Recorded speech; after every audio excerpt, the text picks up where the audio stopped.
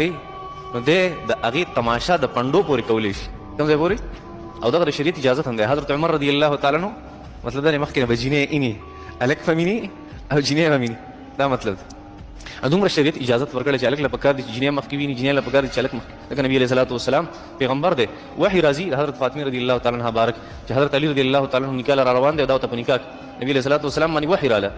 او نبي علیه صلات وسلام د هغې باوجود حضرت فاطمې ته وایي بچیه حضرت علي او ستا خطبې پسې راغلی پیغام یې نکاح یې رالیږلی ستا څنګه خوښه ده ستا څنګه وحي راغلی ده بیا هم تپوس کوي نبي علیه صلات وسلام د حضرت فاطمې نه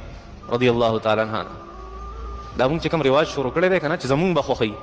د مشر ورور به خوښوي او د پلار به خوښوي او د مور به خوښوي دا طریقه 100% غلطه ده عجیبه زمونږ په نکاحونو کې ډېر زیات نقصانات موجود دي بیا به په هغې چېرته بحث وکړو مخکې راغی په صورت النور کې انشاءالله نو دا خبره وه چې ډېره حیاداره وه بله عجیبه خبره هغه دا وه چې سلیمان علیه صلات وسلام غوښتل چې دې د پنډۍ زه وینم نو پته لګي چې د بلقیس چې کوم لباس و هغه پیړو څه پیړو ځکه نری لباس یې اغوستی و خو دننه خپې به پکې ښکارېدې او پته لګي چې لباس یې پیړو د بله یو عجیبه خبره ده پکې چې لباس یې فټ هم نه و که چېرته فټ وی نو فکشفت عن ساقیها بیا به لباس چوته و څنګه پنډۍ چې ښکاره کړې پته لګي لباس چې کوم و هغه ډیله و هغه فټ نه و څنګه چې نبي علیه صلات وسلام مبارک فرمایي اخري زمانه کې به داسې زنانه راشي چې کاسیات عاریات کپړې به اغوستې مي بیا به هم لغړې او بربنډې وي څه مطلب دی چې لباس بیا ډېر فټ اغوستی چې دننه اندامونه یې پکې ښکاري یا بیا دونه نری لباس اغوستی چې دننه جسم بیا پکې ښکاري دا هغه شانتې نه وه دا د هغې زمانې حیا ده زمونږ څه کوو دا زمونږ په مارکیټونو کې څه کېږي زمونږ په دې بازارونو کې څه کېږي دا زمونږ په دې کورونو کې څه کېږي دا زنانه کم لباس استعمالوي دا د هغې خلکو د هغې زمانې د خلکو حیا وه نو قالت ربي اني ظلمت نفسي دا توبه ویسته بلقیس چې الله ما مخکې په ځان من ظلم کړی مسلمانانو مو زه ایمان راوړم هغې الله جل شانه مخې ته خپل سر ټیټومه کم الله جل شانه چې تربیت کړي سلیمان امام رازي رحمت الله علیه ذکر کړي دي سلیمان علیه السلام په هغې کې قسم قسم میان پرېښو دې ته پته ونه لګېده چې څنګه ورننوته سلیمان علیه صلات وسلام دا نقشه دې لپاره جوړه کړې وه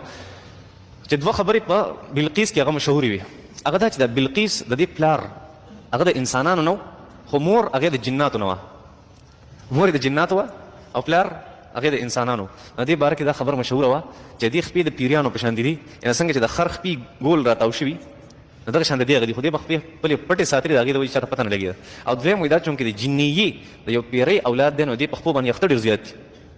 او بعض روایاتو کې راځي سلیمان علیه صلات وسلام چونکې دا ډېره لویه بادشاه وه او الله جل شانو په حکم باندې